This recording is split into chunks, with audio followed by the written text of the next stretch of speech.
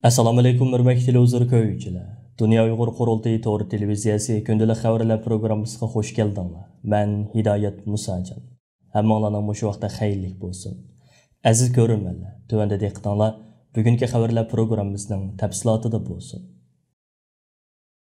Dunyo Uyg'ur qurultiyi Kishilik huquqni kuzatish tashkiloti, Xalqaro kishilik huquq federatsiyasi qatorliq 10 ga yaqin tashkilot yaqinda Yevropa ittifoqi rahbarlariga xat yozib, Xitoy bilan bo'lgan kishilik huquq dialogini to'xtatishini 1 aprel kuni o'tkaziladigan Xitoy Yevropa ittifoqi oliy darajalik boshliqlar yig'inida Xitoydagi kishilik huquq dafsandachiligini muzokara qilishni talab qilgan. Yevropa Komissiyasi prezidenti Ursula, Yevropa Kengashining prezidenti Charles Michel, Tashqi ishlar oliy komissari Joseph Borrellga yozilgan xatda Yevropa ittifoqining Xitoydagi kishilik huquq krizisiga qarata bir qator tadbirlarni qo'llangan bo'lsa-mu, biroq uning tadbirlarining bu krizisning og'irligiga nisbatan mos kelmaganligini ta'kidladi. Xatda yaqinqi voqealar Xitoy hukumatining 2019-yildagi boshliqlar yig'inining oxirida bayon qilingan atalmish xalqaro qonunga hurmat qilish, Birlashgan Davlatlar Tashkilotining yadrosi va xalqaro munosabatni boshqarish qoidasi qo'llanmasi bo'lgan Birlashgan Davlatlar Tashkilotini yadro qilgan xalqaro qoidaga hurmat qilish va'dasining qanchalik quruq gap ekanligini ko'rsatib berganligi bildirilgan. Xatning oxirida Yevropa ittifoqining Xitoy bilan bo'lgan kishilik huquq dialogini to'xtatib, ommaviy tashkilotlar bilan bo'lgan qurilma xarakterli dialogini olg'a surish,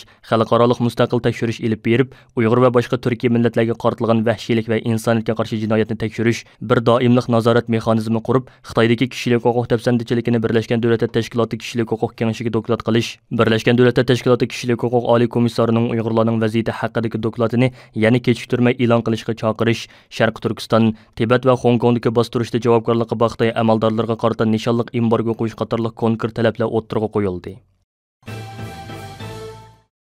20 mart kuni Avstraliyadagi 50 ga yaqin islom tashkiloti va Uyg'ur tashkilotlari birlashib, Uyg'urlar uchun dasturlayli degan o'rtaq shior ostida Avstraliyaning 5 cho'ng shahrida mustabid Xitoy hokimiyatining Uyg'urlar ustidan yurgizayotgan irqiy qirg'inchiligi va insoniyatga qarshi jinoyatlarga qarshi keng ko'lamli birlashma namoyishlar o'tkazib, o'zlarining Sharq Turkiston xalqiga bo'lgan bevosita qo'llashini ifoda qilish bilan birga, Avstraliya parlamentini Uyg'ur irqiy qirg'inchiligini qabul qilib, maxsus qaror ma'qullashga va Uyg'ur majburiy amgikining oldini olish uchun qonun chiqarishga chaqirdi. Sydney shahrida Avstraliya Uyg'ur jamiyatining moslashishida o'tkazilgan birlashma namoyishga yerlik musulmon va Uyg'urlardan bo'lib 1000 ga yaqin kishi qatnashgan bo'lib, bu Sydney tarixida Uyg'urlar uchun o'tkazilgan ko'lami eng zo'r namoyishlarning biri bo'lib hisoblanadi. Our messenger, may peace and blessings be upon him, said, "The parable of the believers in their affection, mercy and compassion for each other is that of a body."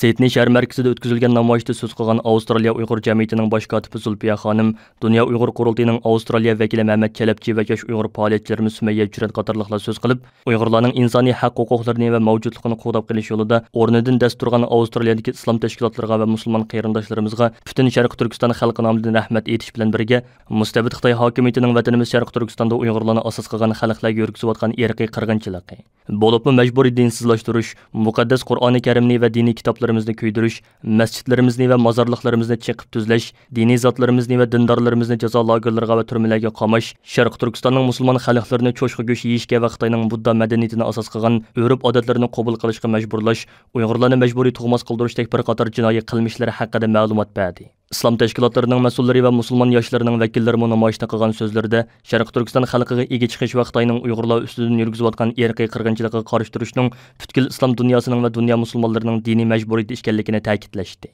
O'xshash vaqtda Sharq Turkiston Avstraliya jamiyatining moslashishida Adlay shahridagi Janubiy Avstraliya parlament binosining oldida o'tkazilgan namoyishga Janubiy Avstraliyada yashayotgan musulmon qarindoshlarimiz va Uyg'urlardan bo'lib ko'p sonli kishi qatnashdi. Namoyishda so'z qilgan Uyg'ur yoshlari Xitoyning Sharq Turkiston xalqiga yurgizayotgan irqiy qirg'inchiligiga qarshi Avstraliya musulmonlarining mardonlik bilan o'rnidan dast turganligidan cheksiz mamnun bo'lganligini ifodalash bilan birga, ko'plagan islom ellarining Xitoyning Uyg'urlarga yurgizayotgan irqiy qirg'inchiligini ko'rmasga silib, sukut qilib turganlikdan, hatto ba'zi islom ellarining Xitoyning bu xil vahshiyligini qo'llayotganligidan qattiq afsuslanish his qilganligini ta'kidlab o'tishdi va xalqaro jamoatchilikning shuncha kuchli noroziligi va besimiga qaramasdan Xitoyning Sharq Turkiston xalqiga yurgizayotgan irqiy qirg'inchiligining hozirma ham davom qilayotganligini, Xitoyning bu xil vahshiyligini to'sib qilish uchun faqat Amerika boshchiligidagi g'arb dunyosining emas, balki butun islom dunyosining o'rnidan dast turishi lozimligini bildirishdi.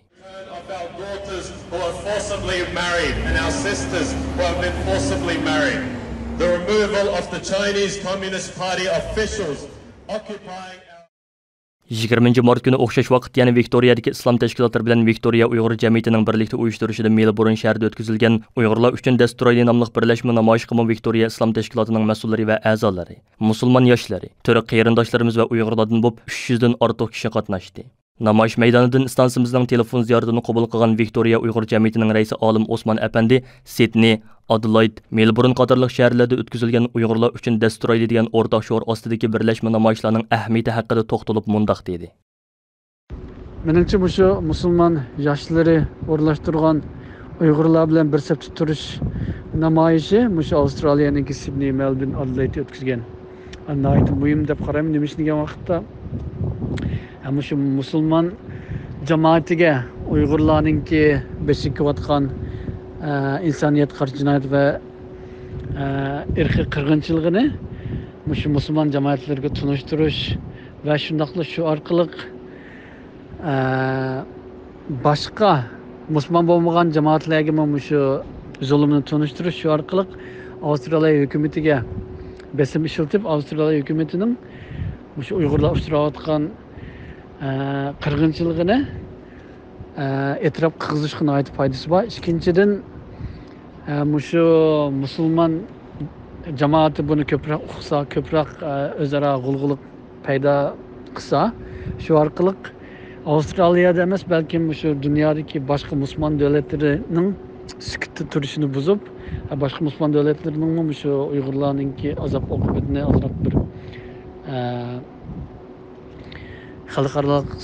so'hralarda yoki o'zining hukumat ichida anglatish, uningdan keyin hukumatga besim ishlatib, ularniki bizningki Uyg'urlar beshikayotgan, Uyg'urlarning beshikayotgan qirg'inchiligini e'tirof qilishga foydasi bor deb qarayman.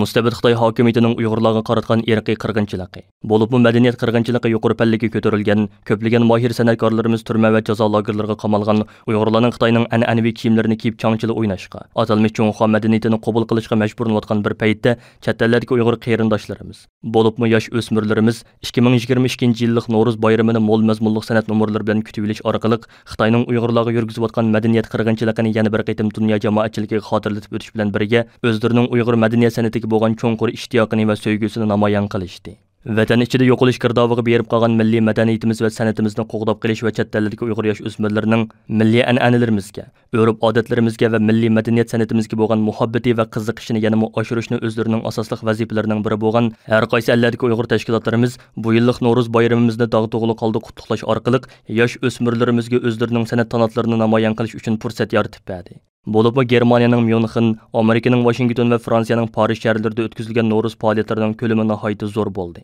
20 mart kuni Dunyo Uyg'ur Qurultiy Madaniyat komiteti, Qurultay Yoshlar komiteti, Qurultay ayollar komiteti va Germaniya Uyg'ur Ma'arif va Madaniyat birligi tomonidan Myunxen shahrida o'tkazilgan Yevropada Navro'z nomli cho'ng tipdagi madaniyat san'at faoliyati Germaniya Uyg'uriya maktabining suyumli o'quvchilari tomonidan o'rindalgan Istiqlol marshi bilan boshlandi. Sahnaga chiqqan o'smirlarimizning eng kichiki texi amdili 2 yoshga kirgan edi. Dunyo Uyg'ur Qurultiyining raisi Dolqin Aysa Apandi Myunxenda o'tkazilgan Navro'z faoliyatida qilgan so'zida butun Sharq Turkiston xalqining an'anaviy bahor bayrami hisoblangan Navro'z bayramini qutluqlaydiganligini ifoda qilish bilan birga mustabid Xitoy hokimiyatining Uyg'urlarning milliy an'analarini, milliy madaniyat san'atini va milliy alohidaliklarini butunlay yo'qotish nishoniga aslo yetolmaydiganligini, bugungi Navro'z faoliyatida Uyg'ur o'smirlarimizning o'zlarining milliy madaniyat san'atiga ko'rsatgan qiziqishining, muhabbatining va sevgisining buning jonliq isboti ekanligini eskartib o'tdi. Mustabid Xitoy hokimiyatining vatanimiz Sharq Turkistonda azonning va mo'ngluq naqshi navolarimizning o'rniga Xitoyning changchillarini dastitish harakatining yuqori pallaga ko'tarilganligini xotirlatib o'tgan Dolqin Aysa apandim chet ellardagi tashkilotlarimizning va fidokor xalqimizning tinimsiz ilib borgan kurashlari natijasida bugun Uyg'urlar masalasining xalqaroning muhim kun tartiblarining biriga aylanganligini, G'arb demokratik ellarning orqa-orqadan Uyg'ur irqiy qirg'inchiligini rasmiy qabul qilib, Xitoyga qarshi turli jazo va embargo tadbirlarini yo'lga qo'yayotganligini, dunyo jamoatchiligining kuchli besimiga duch kelgan Xitoy hokimiyatining amon bir kuni tizib bukib Sharq Turkistonda Uyg'urlarni asos qilgan xalqlarga yurgizayotgan irqiy qirg'inchiligi va insoniyatga qarshi jinoyatlardan voz kechishga majbur bo'ladiganligini, buning uchun muhojiratdagi butun qarindoshlarimizning yanada zo'r g'ayratga kelib, butun dunyo miqyosida Xitoyga qarshi ilib berayotgan kurashlarni yanada kuchaytirishi lozimligini alohida ta'kidlab o'tdi. 2 soatga yaqin davom qilgan Yevropada No'ruz nomli cho'ng tipdagi madaniyat san'at faoliyatida Germaniya Uyg'ur maktabining o'quvchilari, Germaniya Uyg'ur san'at kursining o'quvchilari va Norvegiyadan kelgan san'atkorlarimiz mo'l mazmunli san'at nomerlarini va Xitoyning irqiy qirg'inchiligini namoyon qilgan dramalarni o'rinlab chiqish orqali o'zlarining vatanga va vatan ichidagi suyumli xalqimizga bo'lgan cho'nqur sevgisi va seg'inishini ifoda qilishdi. No'ruz faoliyatida yana Germaniyadagi elga tunilgan vatanparvar rassomimiz Marvoyit Hofiz xonim va uning har qaysi ellardagi Uyg'ur o'smirlaridan tashkil topgan kursatlari tarafidan sizib chiqilgan may bo'yoq rasmlari ko'rgazmaga qo'yilib tomoshabinlarning qizg'in olqishiga sazovor bo'ldi. Germaniyaning Myunxen shahrida o'tkazilgan Yevropada No'ruz nomli cho'ng tipdagi madaniyat san'at faoliyatining to'liq ko'rinishlarini stansimizning YouTube kanalida ayrim huzuringlarga taqdim qilamiz. Mushu o'ttaqallarning yurkida dard yo'q demsa, mushu o'ttaqallarning ya dadisi, ya opisi, ya qarindishi, ya bolasi degandek hammasining birisining ya turmada, ya lagerda azab chekib o'tadi, kuyib o'tadi, yuraklari parchalanib ketib boradi. Bu dard bizga bizning bolamizning beshikka kelsa sen 19 mart günü Amerika Uyghur Birleşmesi'nin uyuşturuş bilen Washington'daki Bulaq meydani zalına toplanğan 600 neferge yakın Uyghur qeyrindaşlarımız 2022 yıllık bahar bayramımızını No'ruz bilen birge ittifaqlıq, özara söygü ve ümit içide tantani bilen kütüp aldı. Bolupma Amerikada tug'ilib o'sgan yosh o'smirlarimizning o'zining milliy madaniyat san'atidan iftixorlanish tuyg'usi ilkida ko'rsatgan mo'l mazmunli san'at nomerlari ota-onalarni cho'nqur suyundirdi va ta'sirlantirdi. Ularning millatimizning kelajagiga bo'lgan umid va ishonchini hassalab oshirdi.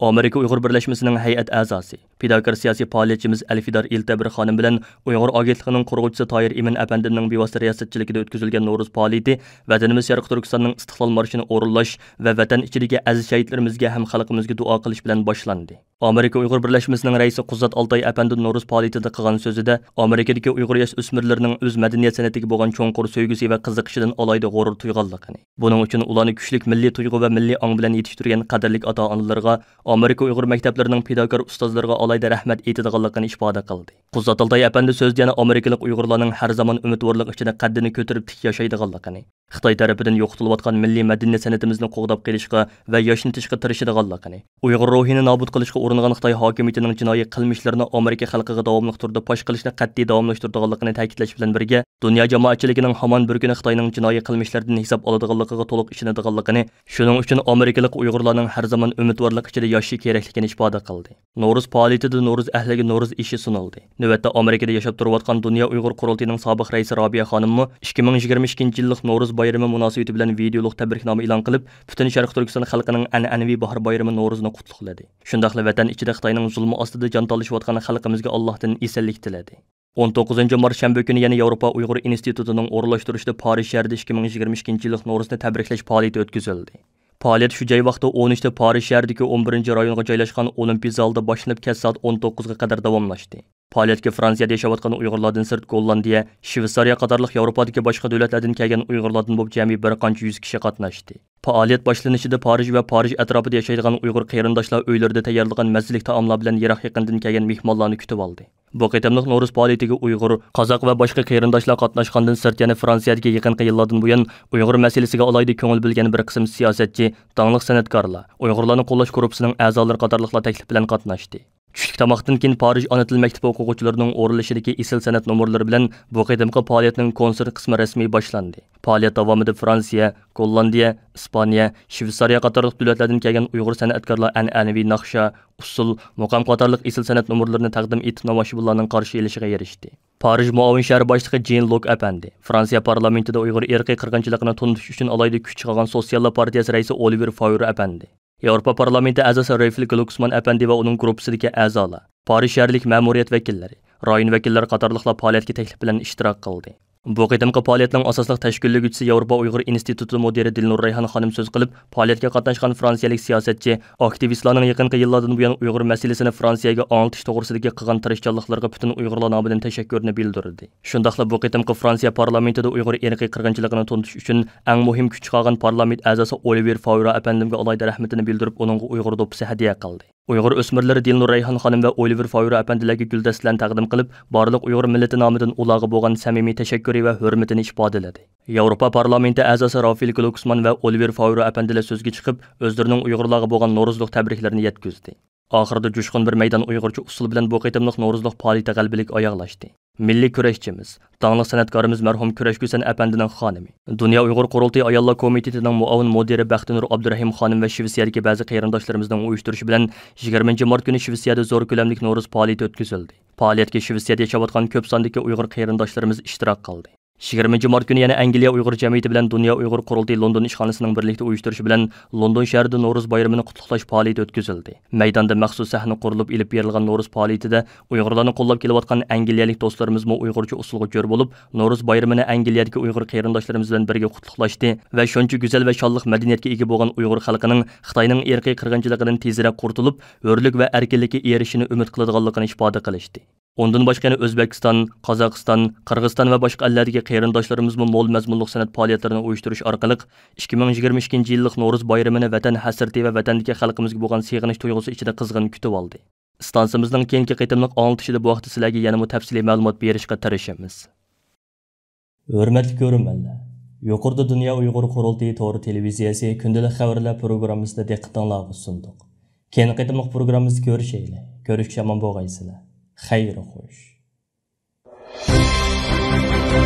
Erkinlik yolida sudek aktı bizning qinimiz. Sen üçün ey yurtimiz